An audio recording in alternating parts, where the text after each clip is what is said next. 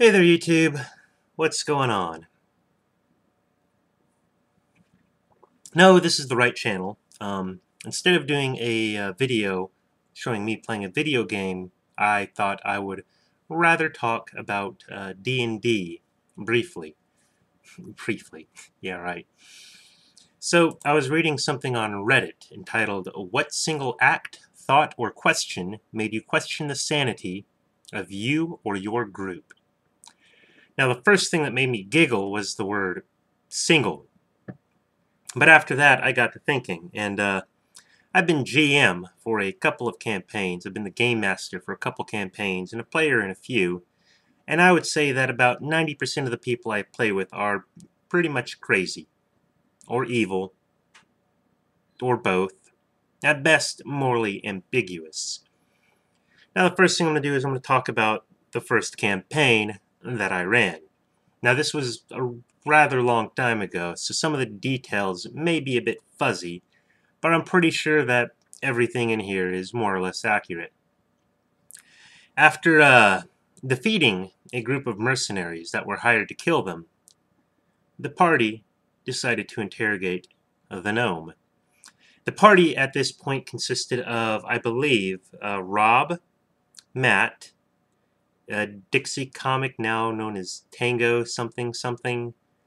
I think Landon might have been a part of the group at this point. There was Silver Era 309, or Josh. And I think that was it. Pretty sure that was it. Again, this was a while back. But the party, after being, ambushed by a group of mercenaries, decided that they were going to find out who sent them, so they interrogated the gnome. The gnome, well, this interrogation included doing many, many vicious things to him. Cutting off his hands, his feet, his ears, his nose. I think they cut out his eyes. Basically, they were maiming him just to the point of death.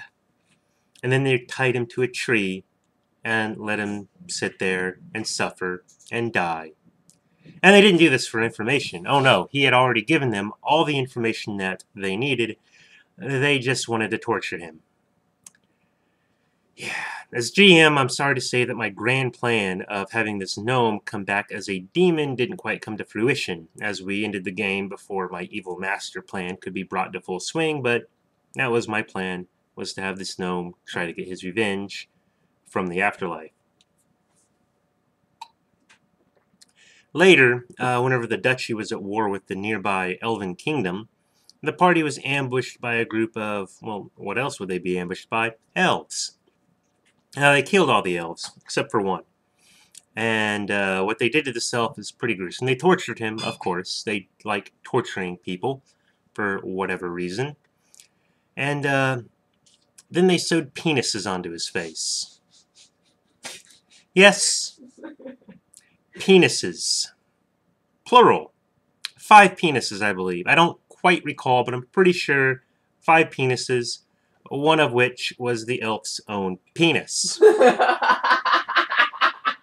And maybe they even sewed his own penis to his own face, but regardless, they sewed 5 penises to the elf's face for no other reason but to sew penises onto the elf's face. So is this the end of it? Is this the end of the crazy stuff? No. Oh no, indeed. That was just the silly, morally questionable, insane things they did during the Elf War. The other thing, well, this is kind of dark. Elf concentration camps. Basically, elf pogrom. All the elves in the duchy were suspect due to their race, so they all had to be rounded up and put into a camp. Doing this required an epic diplomacy check by Rob, the mastermind of this entire operation, which he succeeded because his character was a charismatic son of a gun. The only way an elf could legally roam freely about the duchy was if he or she had a hat on, which was called the Hat of Loyalty, if I recall correctly. It was round at the base, stood straight up, and ended in a point. It was a dunce cap. In order for an elf to roam around freely, he had to have on a dunce cap. So, yeah, elf massacres, elf pogroms, elf penises.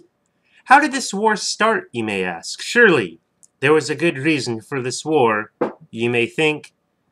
Alas, you would be mistaken. The war started out due to a diplomatic misunderstanding. And it was to be settled before it even really started. There were some skirmishes, but they decided, hey, peace is good and stuff, because of some stuff that was going on elsewhere. And so it was going to be settled. It was settled, and the party was then sent on a diplomatic escort mission to return the Elf King to the Elven Kingdom. They journeyed for a couple of days and were firmly in Elven territory in the middle of the forest when Tango decided to be creative. Now, Tango is playing a halfling rogue, and he decided in his infinite wisdom that it would be funny to sneak into the Elf King's tent and, well, to cuddle with him. The Elf King woke up, saw the deep brown of Tango's eyes staring lovingly into his own, and did what any rational elven nobility person would do. He called his guards. Now, the guards were about ready to execute the impertinent halfling whenever the party decided to intervene. I don't remember the exact details of what happened, but I do know that Landon, who was playing a druid, decided to help by summoning a rhino to run through the camp, basically tearing up all of the elves' stuff and killing a few of them. And then he summoned a squid, which attached itself to the Elf King's face and ended up killing the king. Now, after killing everyone and attaching penises to faces, the party made a hasty retreat. At this point, again, details a bit fuzzy, but I remember some of the party had died. Rob and Matt survived, and they retreated back to their headquarters in the town of Crossroads. Silver was dead, Tango was dead, and Landon, I don't remember if he was an elf or a half-elf, he had pretended to be on the elf's side in order to, forestall immediate execution, and was taken back to the elven capital. He told the elf prince, or now the elf king, that the prince's father had been killed by robbing them. In order to prove his innocence, as he was not 100% convincing, he did not have a high bluff check as Rob's character did, the high priest of the elves put Aegeus on Landon.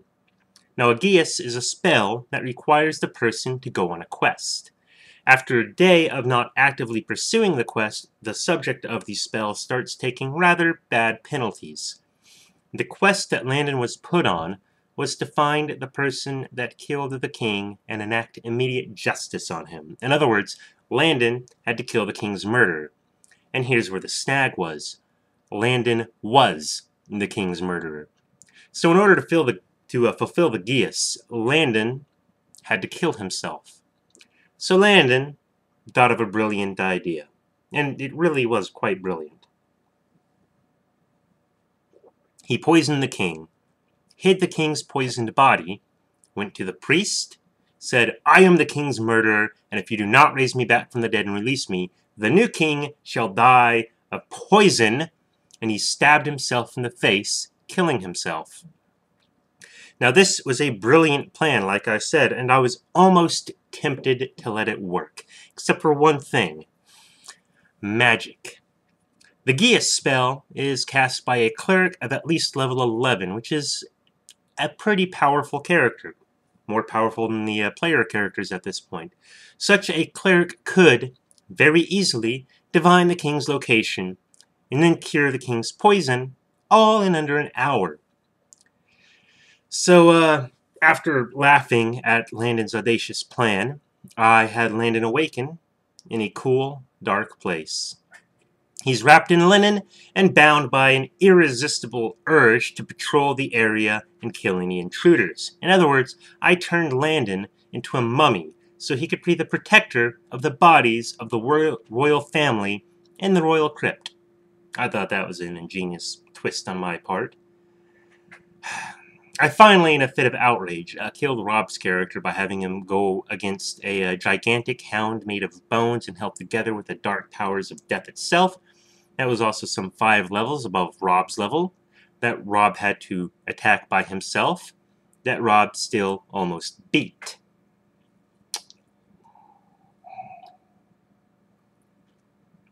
So yeah. By the way, the war with the elves was not something that was supposed to happen. It wasn't anything that I planned to happen. That was something they did all on their own. The main thrust of the story was the demon lord Orcus was trying to ascend to godhood, had found a way, killed a couple of other gods, Pelor and Bacab, and the characters were supposed to stop him. Oh, that reminds me. Somewhere along the line, the king had sent his representatives to help wrap up the elf war and stop Orcus. He was supposed to be basically the quest giver after the old quest giver had, been a traitor and killed. The main representative was Lord John Marbury, named after the West Wing character, but no, somehow the party had run afoul of Lord John and assassinated him, blaming it, of course, on the elves.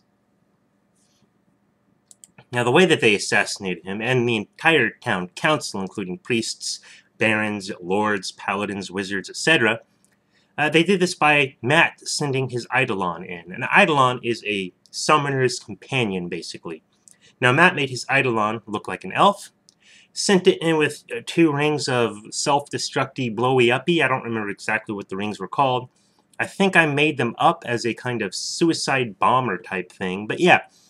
Both of them went off in the middle of the town council hall, doing like 12 die 6 damage, which ended up being about 50, 60 points of damage, if I remember right, because I rolled pretty good on them. And it killed everyone inside, or so the party thought. Again, I cut this campaign off not too long after this happened, otherwise several of the council members would have survived and joined the ever-growing list of people at the party pissed off. In fact, let's look at this list now.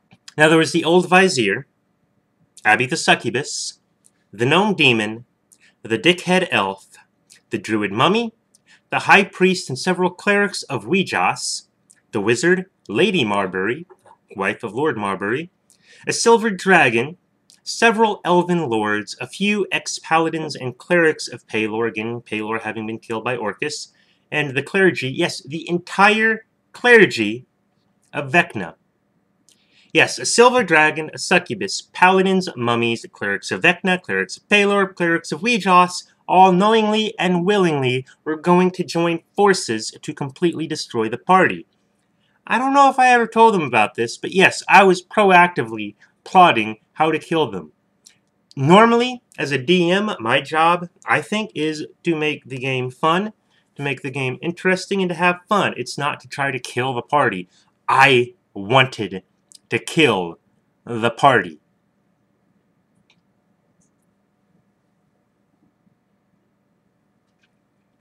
It was in one of the last sessions, before I threw my hands up, wiped the shame from my eyes, and said that we were going to go on and do another campaign.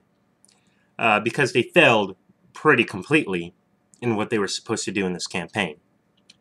Orcus, who they were supposed to stop, broke free from hell, became a god, and rent a hole in time and space, and not coincidentally, right in the middle of the largest battle of the Elven-Human War in the city of Darius, where the entire mobilized fighting forces of the elves and humans had gathered, including the party.